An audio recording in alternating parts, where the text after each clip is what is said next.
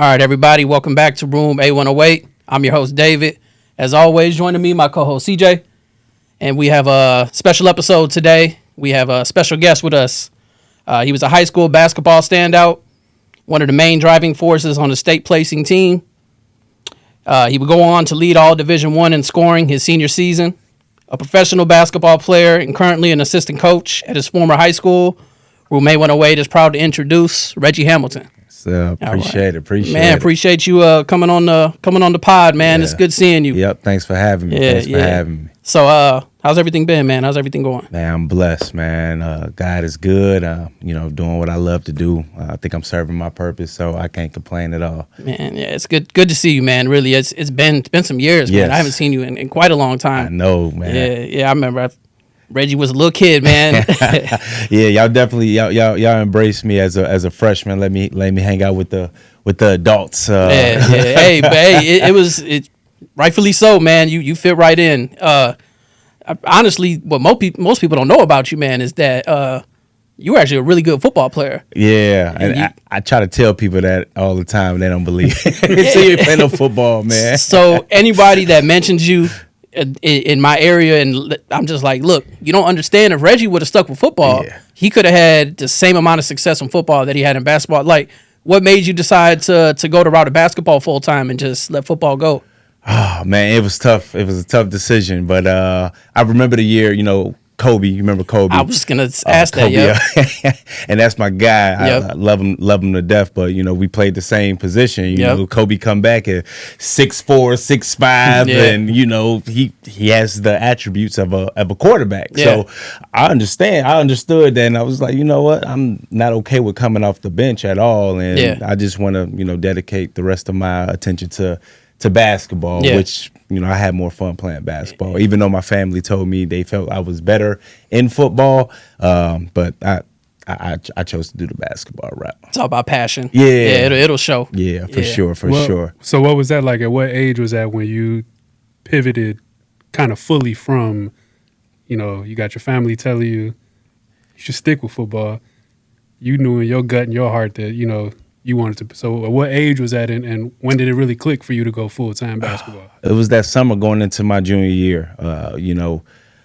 The football program, you all always went away to like camps and stuff like that. And I never did that. I spent my time playing AAU, working on my game as far as basketball. I would always go out in the front yard, get a lot of shots up. I didn't see myself doing that for football. Like, I never spent the off season doing any football drills at all. It was just when football season came, all right, I know it's time to dedicate to football. Yeah. But at that one time in my life, I seen myself outside doing extra drills. And I used to live around the corner from Rosie. Yep. And I would see Rosie, man, like in the parking lot every day, like doing drills and hurdles, agility workouts and stuff like that. I was like, yeah, that man, him and Freddie Banks, who's coaching now. Oh yeah. Man, they really loved it. I was like, yo, I don't got that same type of passion that those guys got. You did, just not for football. Yeah, just not for football. Yeah, sure. Not for football. I want to touch on that later. The whole work ethic thing. We're gonna touch on that. Yes, sir. But to keep it real, so Kobe ended up tearing his ACL. Did that have any impact on your decision, or was it already made at that point? No, I never, and I'm not going to wood, but I never played sports worrying about injuries. Okay, all right. Ever. Do I think that was an unfortunate situation? Oh, yeah. It really was. But did I think, like, man, that could have been me? No, that didn't cross my mind at all. Yeah. At all. I love football when I did, go out there and play and compete. Like, with football, I think you needed every single body on that field to be successful. In basketball, one guy can go off and have a 50, 60-point game and really be that game changer. But in football, you really need every single person a part of that success for that particular sport. Yeah, for sure. All right, so you pivot away from football, you strictly basketball. Can you think about the moment when you were like, all right, I'm good at this. I got this. I'm head and shoulders above the other guys around me. Oh, man, I always had that edge in basketball. Went to Coolidge, and, I had the So you was thinking that as a shorty. Yeah, as a shorty, I always thought I was really, really good at basketball. I had the privileged to watch guys like Jovan Catron and Lorenzo Williams, who came before me at Coolidge, and I just always thought, like, man, I can compete with those guys, and I probably was a little bit delusional at that point because Jovan Catron, and that guy was, I mean, 6'5" in 8th grade, he do the jump ball, and then he go be the point guard as well, and then Lorenzo Williams. Man, what that guy did in Coolidge was just like phenomenal. But I always, felt that I can be one of those guys, and that was even as a shorty as far as basketball. I gotta tell a quick Jovan story. Oh yeah, since go he brought ahead. him up. Yep. So I grew up in Harvey as well. Played Harvey Little League, and 12, 13 years old, there was only one person who everybody in Harvey Little League was afraid to step in the box against when it was his turn to pitch. And it was Jovan. When you 12, 13, and this the only kid that's probably like 6'3", 4 at the time, at like 8th grade, 9th grade, somewhere around there. And it's like, man, from that distance, from that mound distance where you at that age, he just that tall, letting it go. It looked like he just letting it go right in front of your face, and it's just pew, it's gone. So, man, that was tough, man. Yeah. Growing up playing baseball, Lily playing against him. But shout out to him and shout out to Jovan, man. He was. That's definitely one of the Harvey legends. Oh yeah, for sure. Yeah, I was gonna say, Harvey sports and people that came, from the area, man. That's a legend, bro. Yeah. Oh yeah, for sure, Yep. for sure. So we had mentioned off camera, but you're also part of the last team that made it downstate for Thornwood basketball. So unfortunately, but fortunately, right. And I'm going to touch on that too. But, so to this day, your all's game against Washington is one of the best basketball games I've seen in person. Yeah. So, and if whoever wasn't there that's watching that's not familiar, you hit one of the clutch shots to seal the game at the end of the game. Like 3 of them. Yeah, I was because it went into like 4 or 5 overtime, right? Because that's what I mean. He kept hitting the clutch shot. I remember Merck taking a clutch charge at the end of the game. Yes. People underestimate. It's not always the shot. It's the other thing. So, just tell us about that game and just even that season, that experience, man. What it felt like. Oh man, that season I still remember it like it was yesterday. We had a good group of guys. Brandon Murkey, Rashad Singleton, Cameron Snelling, Trey Blue. Even guys played a big role off of the bench. We had Julian Harvey, Robert Howard Jr. Man, that team was an awesome team. But that year. We made it to that game and everybody was writing us off. You going against Mario Little, DeAndre Liggins. Like those are 2 professional athletes. DeAndre Liggins played several years in the NBA, so everybody's telling us like season is kind of over with. Yeah. But Bobby Kern, Coach Kern, he always had us well prepared to go into any game. I think that guy is one of the best teachers of the game still to this day. I still have conversations with Coach Kern, and he just had us prepared and ready to go, man. And I'm glad you brought up that charge, Brandon Murphy. Yeah. Not too long ago, I posted clips from that game, and I added that play where Brandon Murphy took the charge. They had the lead at that point. They had the lead. Yep. I think we missed. I think we fouled and they made a free throw. We came down, we missed or something like that, and we needed to get it back. We couldn't afford to send them right back to the free throw line. And Murphy stepped up and took a charge, and that's the type of plays that he made for us all year. Yeah. Like Murphy didn't care about shooting the ball, like who shot the ball. Like he was a great glue guy, great captain for us. He was one of the hardest working players that we had, and we never had to worry about him like outside of basketball, like in class or anything like that. But that was like the biggest play of the game, and I wanted to make sure that I captured that in my Instagram post because you don't see that a lot in today's high school basketball. Like they don't believe that those things are winning. The off the ball stuff. Yeah. I just wanted to touch on one thing just about Brandon. I worked at the community center where I saw a lot, especially people from Thornwood, but a lot of people in the area play ball, pickup game. So I don't think enough people appreciate the level of skill that he had offensively. But, just knowing him personally and him talking, he was like, we had all the scores. They didn't need me for that. Yeah. So it's not that he wasn't able to. Because I didn't even remember, like, during your games, people would get mad that he wouldn't shoot. Right. And they would be yelling, like, shoot. But he was like, that's not my role. That's not, and to be humble enough, because Brandon can ball. Yeah. He can play. And to be humble enough to just take a back seat, especially being a senior, and you all were underclass, well, not underclassmen, but juniors at the time. So I just want to make sure he gets that credit too. Oh, for sure. Yeah. He definitely deserves his flowers, man. Yeah. He sacrificed a lot for us to be winning. Oh yeah. You remember that you saying that made me think of that clip from Gilbert Arenas' podcast. I don't know if it was on his podcast where he was a guest, but he was talking with Pat Bev. Okay. And he was saying that he teaches his kids, that he coaches. He uses Pat Bev as an example. Like when you think about what Pat Bev did in Chicago as a hooper at the time in high school, putting up averaging 30 plus, and then transitioning to the NBA, and now you got to redefine your role, and now you're not the 30 plus game guy no more. That just made me think when you telling the story about Murky, it's like, a lot of guys don't realize that when you get on a team with so many different guys who could do kind of the same thing you can do, in order for you to stick, you got to be able to redefine your role. You got to find another way to impact the game. So. Yeah, Murky was a dog, man. But you telling that story just made me think of that. That's the first thing that popped in my mind was that comparison to Pat Bev and how he had to, remold his game, basically. You know? And Murky was very competitive. Like, even though he wouldn't shoot in the game, in practice, he like, all right, check up. Like, our practices was intense, man. Yep. It was real intense. So. And to piggyback off Patrick Beverly, I mean, ultimately, unfortunately, you win the first game downstate. You end up Peoria Richwoods. Yeah, Peoria Richwoods. And you ended up playing Marshall, who had Patrick Beverly on the team at that time. So I have a 2-part question. Like, was he the same personality in high school as we see now? And also, like, I've always said, like, your team, it was a complete team. But I feel like kind of the wind was out of the sail at that point. It was just like, man, we were going for the chip. It's like, I mean, no shade to you all, but I mean, I'd seen you all play at that game. I was like, all right, this is not the same team that I'm used to seeing. Is that what happened? 100%. We told Coach Kern, hey, we want to run today. Okay, all right. We want to get up and down. We want to have some fun. Okay. And Coach Kern, he like, all right, you guys think you think you that good?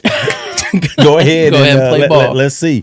And it was a good competitive game until Patrick Beverly checked in, and he showed who he was, and I think he finished with like 30 points in 2 quarters, and that man was different. I seen him, during that time we all stayed in the same hotel, and his demeanor, how he was like that even in high school.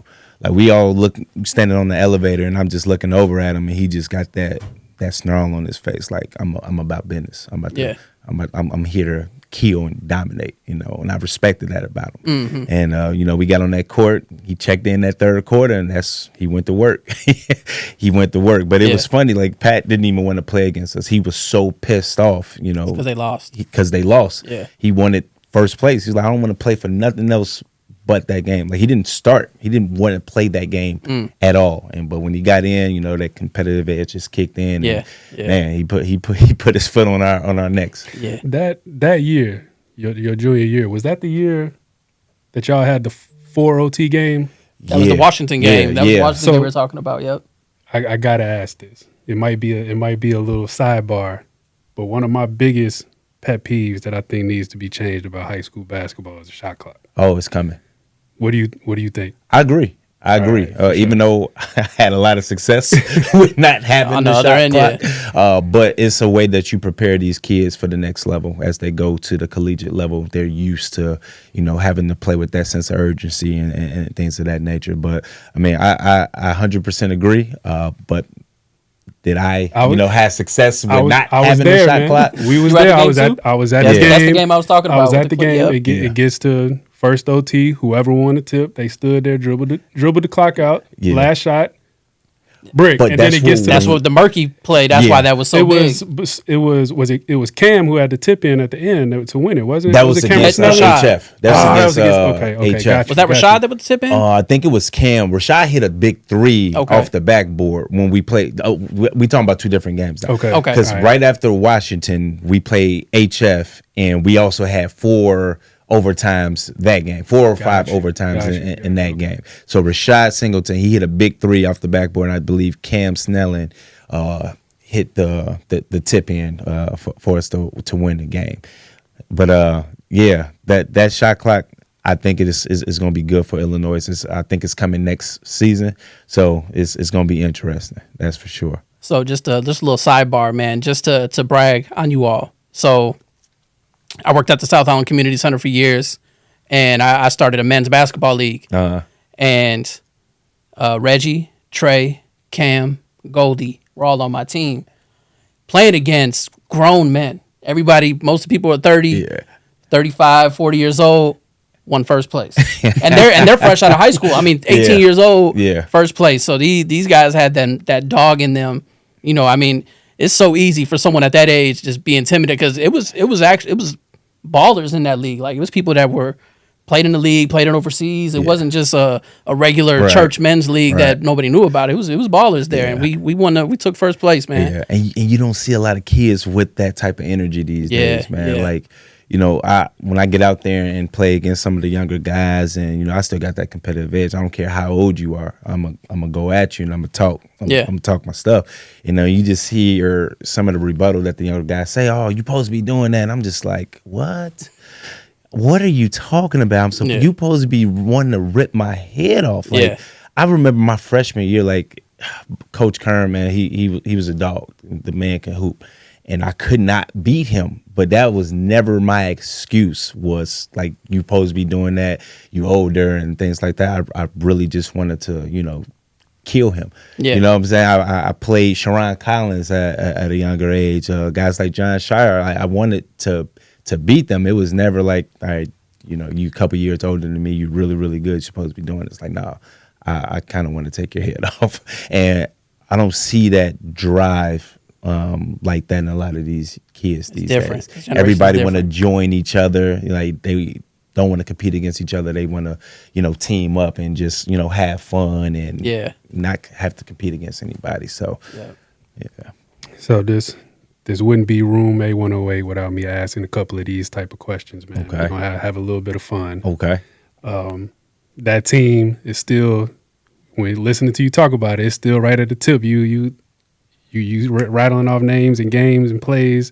So I got to ask you, when you think about that team from that era, you, Trey, Cam, you know, all of the guys, Rashad, Kobe, all of the guys that we mentioned already, how do you think that team fares against some of those teams that came before you with the Eddies and the David Mosses, Melvin Buckley, all of those guys, Jeremy Allison, who grew up across the street from me when I moved to South Island. Shout out Jeremy. How would y'all match up? How would y'all fare in the game if we could put those two teams in their prime against each other? Man, we all got to guard Eddie Curry.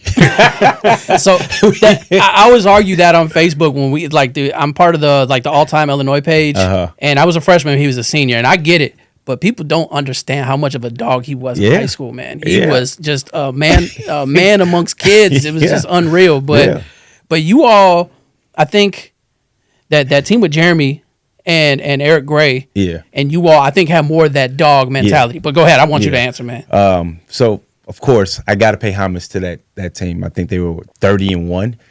Have to be one of the by far the best Thornwood high school basketball team that we've probably ever seen, probably ever will see. So I definitely, you know, pay my respect and homage to them. Like, those guys made me want to come to Thornwood. Like, at 6th grade, 7th grade, I knew I was coming to Thornwood because of those guys, because of Jeremy Allison, Aubrey, Eddie Curry, Melvin Buckley, David Moss, who was probably my all-time favorite Thornwood basketball player. Like, David Moss, that was my guy. Though I knew I was coming to Thornwood because of those individuals. So for me to sit here and say my group probably would have dominated, like, that's insane. Like, we would have to double, triple team Eddie Curry. We had nobody for Eddie Curry. You know what I'm saying? Like, Cameron Snelling, like, that was like that was our big. He was our 4 or 5. 3, 4, 5. That was one of our bigs. Rashad Singleton, he was also, you know, 3, 4, or 5. We had no one. Cam will probably sit here himself and tell you he need help, right? Man. But let me take that back. He probably would. Like you said, our mindsets was a little bit different. Sure. So I mean, this is me just sitting here being real. We get on the court with him, you know, I'm gonna talk my stuff like we got a big a fighting chance. But we would definitely have to send 3 guys at Eddie. As far as the guard play, I like my chances. I like my chances. Because who was it Pee Wee? Yeah, Pee Wee, and shout out to Pee Wee because Yeah. man, Pee Wee, that he was one of the guys as well that inspired me to want to be a Thornwood basketball player, and also coming back to Thornwood as a coach. Yeah. Pee Wee played a big role in that as well. So shout out to big bro Pee Wee. I'm glad to hear when you mentioned how that group inspired you to come to Thornwood. I'm glad to hear you put David on the pedestal that he kind of belongs, because it's a lot of people who, when they think back on the Eddie Thornwood teams, I think he gets lost in Eddie's shadow sometimes. You know, when you talk about Thornwood basketball, and I try to tell a lot of people who weren't from that area, like, yeah, you can talk about Eddie, and he deserves all the props in the world for what he accomplished and getting to the league, number 2 overall pick. Like, you gotta pay homage to him for that. But it's a lot of people who don't understand how much of a dog David Moss was. Man, Moss, man, that he was a dog. Like you said, he was a dog, man, and he was one of the reasons why I wanted to come there, man. Like Aubrey, Pierre Thomas, like they just had a great team where everybody contributed in some kind of way. But I agree with you, David Moss was that guy. Also, I mean, we're gonna touch on this in a minute too, but Moss had a phenomenal professional career over in Italy, right? Yes, and yes. And we're going to touch on it. You played a little bit in Italy? Yep, played in Italy. Did that intersect at all? Did you all? Yeah, we actually played against each other. I would consider that like my Allen Iverson, Jordan moment. You know, first time they touched the floor. But me and Moss, man, we competed against each other in Italy, and I'll never forget that time that I actually had Cameron Snelling out there. You know, that was nice. That was my guy. You know, and he came out there and just had that Thornwood Thunderbirds all in Italy, and under one roof. Like that was, I'll never forget that experience. He had a really, really good team, so he, they were able to take the W that night. But that experience was awesome, man. What I wanted to touch on, man, life after Thornwood. You ended up going to UMKC. Yeah. Tell us a little bit about your experience there. Oh man, being away from home, I fell in love with Kansas City. My experience there, it was, I would say it was definitely full of ups and downs, but positive for the most part. I went there my freshman year, transferred halfway through my sophomore year, was able to win basically freshman newcomer of the year at UMKC within that conference. I think I averaged like 10 points a game, and I had a good experience my freshman year being away from home. It was my sophomore year where I ran into some trouble. Me and the coach just wasn't seeing eye to eye. Mm-hmm. He had a couple transfers come in where he felt like those guys were better than me. Those guys are my best friends now, which is crazy. But it definitely took a turn going into my sophomore year where I ended up transferring, leaving the program. So after UMKC, you end up going on to Oakland in Michigan. Yeah, which is crazy because UMKC and their transfer clause, they don't give you a full release. And what that means is it's a list of conferences that you're not allowed to transfer to. One of them being in the same conference. But the coach, I think he felt that I was going to go to Missouri State. I was in contact with Gonzo Martin at the time, Coach Martin. He was the head coach there. I felt like he thought I was going to go there, so he wanted to do me a service and give me a full release. Coach Zoe ended up hitting me and said, hey, we're going in a different direction. And, man, my heart was torn. I ain't going to lie. I really wanted to go to Missouri State. Like, I met all my friends in Kansas City, my lady that I was dating at the time. It was the first time I was head over heels for a young lady. I'm like, man, I gotta stay close to this. But I ended up getting a full release, and one of the point guards at Oakland, he hit me up on Facebook. Like, yeah, you should, come check out, our campus and stuff like that. So I took an unofficial visit. We went to a Pistons game, and, I got a chance to, kick it with them and off campus and stuff like that. And I fell in love with it, and I ended up transferring in conference to Oakland University, where I had to go back and compete against UMKC, two times a season, which was fun. I was going to say, always a chip on your shoulder, oh, right? Man. My head coach, Greg Camp, he said it was 2 games that he knew that we were never going to lose while I was at Oakland, and that was versus UMKC. He was right. I never lost against those guys. So, and I remember seeing you post. Was it because you were in Oakland that are you cool with Drummond? Yeah, me and Drummond, we actually got cool after Oakland. So his first year with the Pistons is when I was, going to, venture into the NBA as well. Yeah. So we met at NBA Summer League when I was with the Indiana Pacers and he was with the Detroit Pistons, and we just built that bond and relationship there. And, he opened my experiences in the NBA world to a whole nother levels, man. Like I was actually living with Andre Drummond for a small tenure of my professional career. So I'm being able to, train and just see what that life looks like. And I'm definitely thankful for those experiences. So I'm not sure if if it still holds up, but you were the first person in Summit League and Oakland history to lead the nation in scoring. I don't know if anybody has done it since you've been gone, but shout out to you. That's got to be how did that feel that, your senior year, the historic and legendary tourney run, and then capping it with a record-setting year on your way out? How did when you look back on it, how do you feel about your accomplishments leaving college and leaving Oakland? Man, it was definitely a blessing. But like I told you earlier, like I always felt like, I was that guy and just happened to come out like my senior year. But I remember it was times where I'm in 6th, 7th grade and I'm in the gym by myself, just shooting around and, using my imagination and saying, man, Reggie Hamilton's finishing with a 30-point game. Reggie Hamilton, 40-point game, 41-point game. So I seen this over and over and over and over and over and over and over till, it finally came my senior year. Was like, all right, you're that guy now. And, I was able to have that type of success as a scoring guard and break a lot of records. So I remember, big brother moment, man. Mm-hmm. So just brief backstory. Like I've known Reggie most of my life. But as I've said a couple times, I worked at the community center. We had the basketball gym, and there were countless days where you would come in and he would literally, there's no exaggeration, he would literally spend hours in the gym shooting, and I would be his ball boy. I would be kicking him the ball out.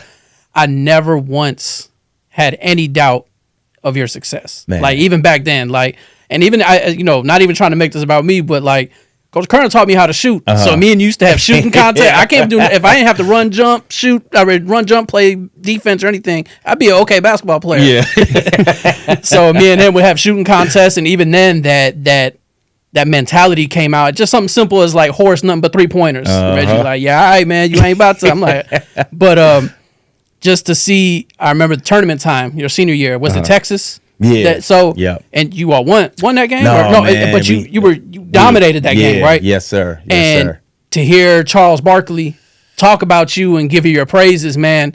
I mean, literally, I'm getting choked up, just like, man, this little bro here just doing his thing on the national stage, man. How did that feel? Man, just like you, I was choked up by it, man. I was like, man, I'm really having these legends say my name. I'm from Harvey, Illinois. They're saying my name on, that platform and that stage. And, even when I joined the Indiana Pacers, like I'm sitting down with Larry Bird, and Larry Bird is telling me how, he enjoys watching me play basketball. They brought me back I know that they were going to bring me, with them to camp and stuff like that. Like I worked out with the Pacers twice.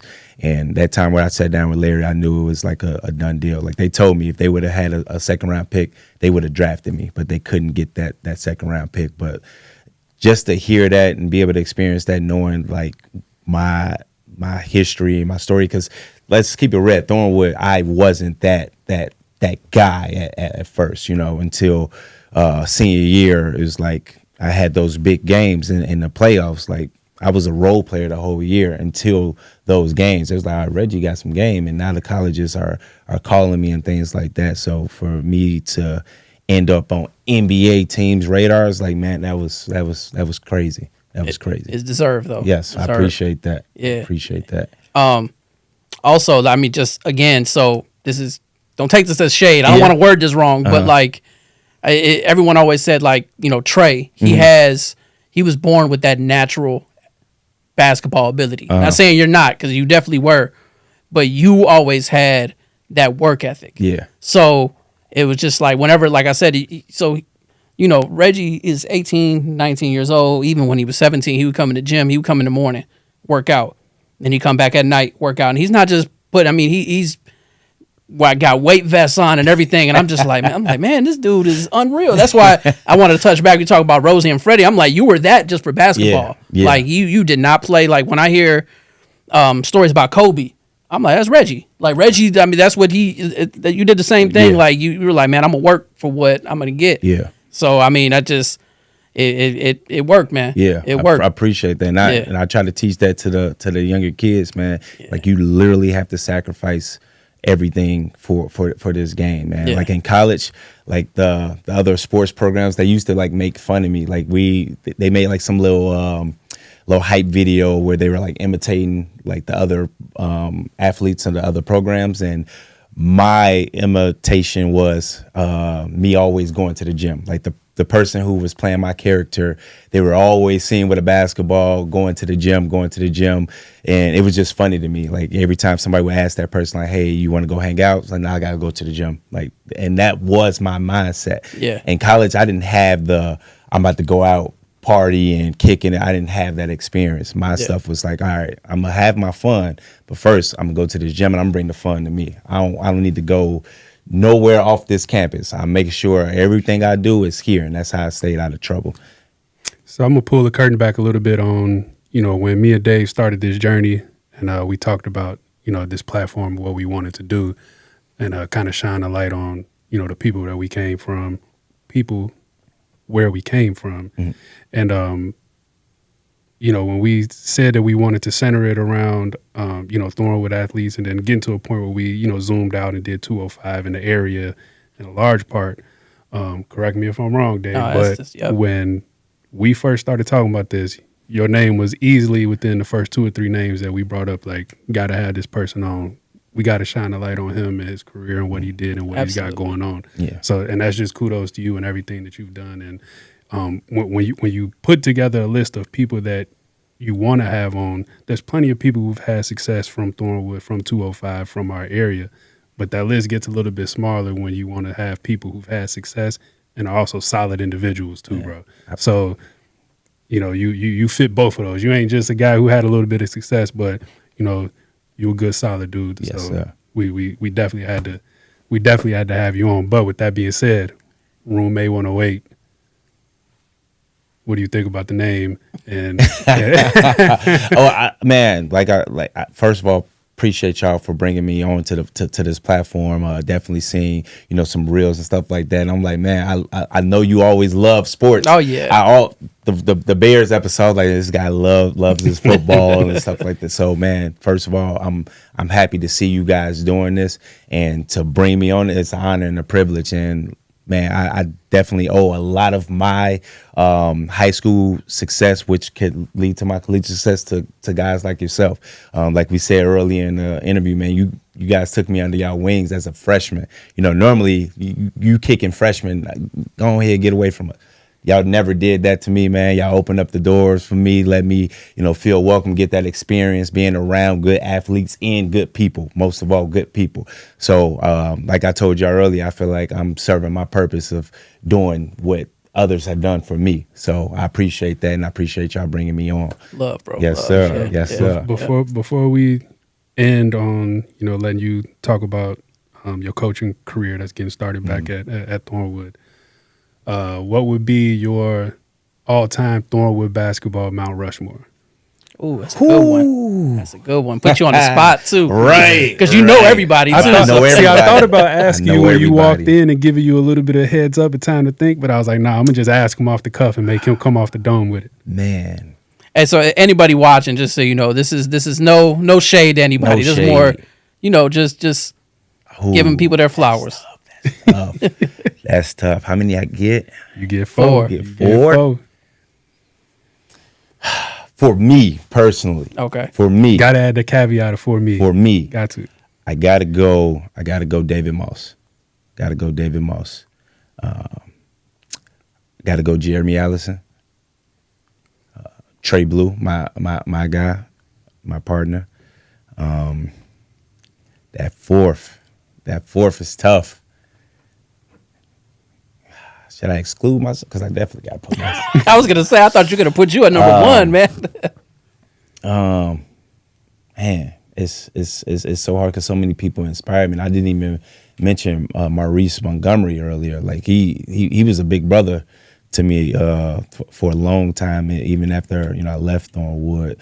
So as far as inspiring me to want to do it, I got to give homage to him. But I give myself that fourth spot. Okay, I give myself that fourth spot. But those guys that I mentioned, they had a lot to do with inspiring me, and I feel like they did a lot of good things at Thornwood. And of course, Eddie Curry is Eddie Curry. I think he'll be on a lot of people's Thornwood, Mount Rushmore. But those guys inspired me and played a big factor in my experience personally. So that's a good list, man. I can't really argue that. Yeah, that's a good list. Yeah. Yeah, man, like I said, when I moved to South Holland, Jeremy lived across the street from me, man. So I saw, day in, day out, him out there in his driveway or with the rim out in the middle of the street, just going at it all day long. From the time the sun came up, if you walked out my front door and looked down the street, you see Jeremy out there putting work in, shooting. So yeah, he's definitely one of my favorite Thornwood guards, man. Jeremy Allison, Eric Gray, like those guys, man. Trey Blue, of course, even Kobe when he was healthy, man. Kobe, man.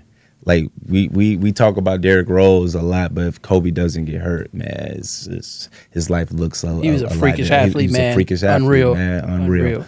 Yeah, his charisma, like I love Kobe, man. Yeah, I love him. So just like CJ was saying, man, everything comes full circle. Now you're a coach on Thornwood's basketball team now. Yeah. So, I mean, I've always said I think it's always good to have people that are alumni because you have more of a passion for that team. But how does it feel now being on the other end? Coming back to the blue and gold, I told those kids, like, man, I almost had tears in my eyes being able to step on these sidelines and coach back in this gym where I had so much success. And right now, I just want to pour into them. I want them to be able to have those experiences and have even better ones. So I'm not just talking to these kids about basketball. I'm talking to them about being, great young men, great boyfriends, and things of that sort. Because those are things that I was honestly, I wasn't getting all of that. Like, hey, you should probably treat that young lady right, or like leave her alone, things like that. So I definitely make sure that I am spilling into those kids of how to be great young men as well, and I feel honored just to have that opportunity to do that. So being back home wearing the blue and gold, man, I'm happy. I'm happy. For all you basketball players or any athlete from Thornwood, just realize who's giving you this advice. Realize this isn't just somebody off the street. Internalize it, and understand this is coming from somebody who's been through it. That had, he bled for the blue and gold, so there's passion behind it. So hey, take advice when it's given to you, especially by someone with on your level, man. Yeah, and I appreciate you saying that because you'll have so many people just try to tear you down and take your credentials away from you because they haven't had that type of experience, but.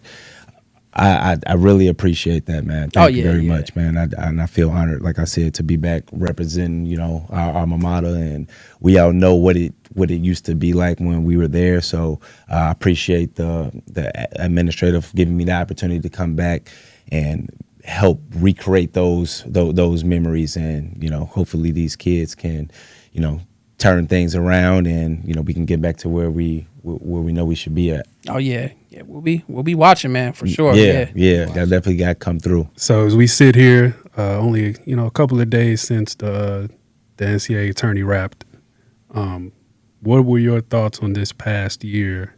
With how it ended. Florida coming back, beating Houston, that, and what's kind of your outlook on college sports going into the future with, the transfer portal, NIL, all of that wrapped up? Like, what are your how do you feel about all of that wrapped up in one? Well, first and foremost, I just think about all the money that I missed out on. Man, Being a college athlete is looking real good these days. But man, it was a great NCAA tournament. I feel like Cooper Flagg, that's my guy. John Shire, Yep. the Chicago guy. I was rooting for Duke. I was rooting for Duke. Then when they went down, I did want Houston to take the championship. But man, the game was good. And Florida, that guy, that Clayton Jr., like in the NCAA tournament, you need good guard play. Yep. And that guy, he made a lot of money in this NCAA tournament because I was hearing his name, but not like now. Like I'm pretty sure every NBA team is gonna try to invite him in for a workout. Yeah. As far as the transfer portal, not a huge fan of it. I understand to some degree, like, back in the day, like these college coaches, they can up and leave and go wherever they want.